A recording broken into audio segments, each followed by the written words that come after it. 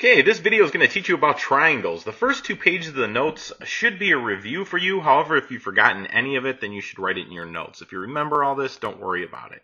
The first thing we're going to talk about is classifying triangles. When you classify a triangle, you can do it by its angles or by its sides.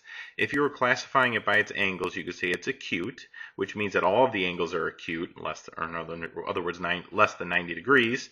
Right means that it has exactly one right angle, or exactly 90 degrees for one of them. Remember, that's given away in the picture by the little box in the corner. Obtuse means that there's one obtuse angle larger than 90 degrees. Also, you need to remember that the sum of all the angles in a triangle is equal to 180 degrees. Now, if you're classifying the triangle by its sides, a scalene means that all the sides have different lengths. Isosceles, 2 sides have the same length, and equilateral, all sides have the same length. Next, we got to go over markings. When I'm talking about markings, there's a few things that I'm referring to. First of all, for an angle, we use this. That's the symbol that means angle. For measure, we use a lowercase italicized m. So if I had, or if you saw this in the book or in notes somewhere, that means the measure of angle B. The next thing that I want to talk about is when you are looking at these little hash marks here on the triangles. If you have this and this, those 2 arcs mean that those 2 angles have the exact same measurement. Also, if I look at these 2 little hash marks, these 2 little hash marks, that means that those 2 sides have the exact same measurement. So markings are important when you're looking at diagrams, either in a book or in notes or anywhere else. If you see those, you match up the markings. That means that those sides are the same, or the angle measures are the same if the arcs have the same number of arcs or same number of marks. Here's the first problem that we're going to try. The perimeter of a triangle is 65 centimeters. Find the value of x. If you remember that perimeter means the sum of the sides, or the distance around the outside, we can set up an equation to find x. So we have x plus 20 plus 2x equals 65, the distance all the way around the outside. Now if we take x and 2x, add those together, we have 3x plus 20 is equal to 65. Subtract the 20 from both sides, I have 3x is equal to 45. Divide by 3, x is equal to 15.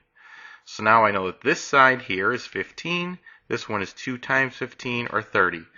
And I found the missing values. Here's another one I'd like you to take a look at. The perimeter of the triangle is 33 inches. Find the lengths of the other 2 sides. Well, this one, it's not so obvious. You can't do this one with the way it stands. But if I did this, right there, now you should be able to do this problem if you remember what the markings mean. Those markings mean that the 2 sides are the same. So, all right, well, we don't have a variable here, but if they are the same, then we can say that this is x and that this is x. And then the perimeter is 33, so I have 7 plus x is equal to 33. Or 7 plus 2x is equal to 33. Subtract 7 from both sides, I have 2x is equal to 26. X is 13. So I know that this side is 13 and this side is 13. If we were to name this thing by the angles, judging from the way it looks, it's acute. By the sides, then, it would be scalene. All right, let's move on to another problem. Oh no, there's nothing drawn here. That's all right, I'll draw it. Find the value of x, then classify the triangle by its angle measures. So first thing I'm going to do is I'm going to start with a triangle like this. Like that. And I'm going to say this is 2x degrees, this is 2x degrees, and this is 60 degrees. Now I know some of you are very sharp and you say, well look, I know the sum is 180. If the top is 60, that means the bottom 2 are 120, and they're the same. Divide by 2 is 60. Oh, look, they're all 60. But let's assume you don't see that. What you would do is you would say, all right, well, 2x plus 2x plus 60 is equal to 180, the sum of the angles. That's 4x plus 60 is equal to 180. Whoops. for x is equal to 120 and x is 30, which means that each one of these angles are 60. So it's an acute triangle. It would also be equilateral. And x is equal to 30. So the next one is not going to be as obvious. If you want to try this one, you can. Let's see, I'll draw like this, and then I'll come down here like this, and then I'll go like this, there. And I'll say that this angle right here is x plus 25 degrees. This one is going to be x degrees, and this one right here is going to be 25 degrees. All right, you would do this the exact same way. We have x plus the x plus 25 is equal to 180. We have 2x plus 50 is equal to 180. 2x is 130. X is 65.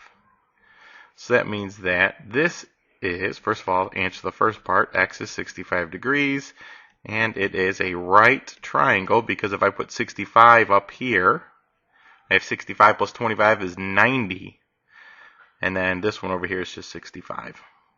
Okay? Cool. Let's move on. This problem I love. The ratio of the angle measures of a triangle is 7, 16, 22. 7 to 16 to 22, if you look like that. Find the angle measures. Then classify the triangle by its angle measures. All right, well, this one's lovely. Let me start with a drawing. Now, this might not actually be the triangle. Who cares? Go like this. There's a triangle. Triangle. This is angle A. This is angle B. This is angle C. Now, what we know is that angle A plus angle B plus angle C should be equal to 180 degrees. Right?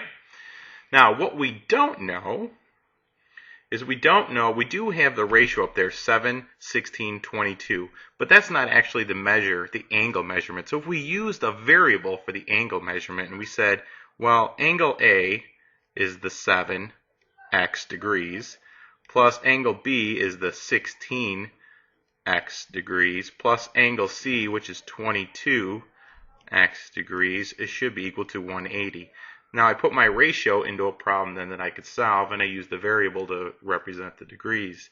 So I have 7 plus 16 plus 22 is 45.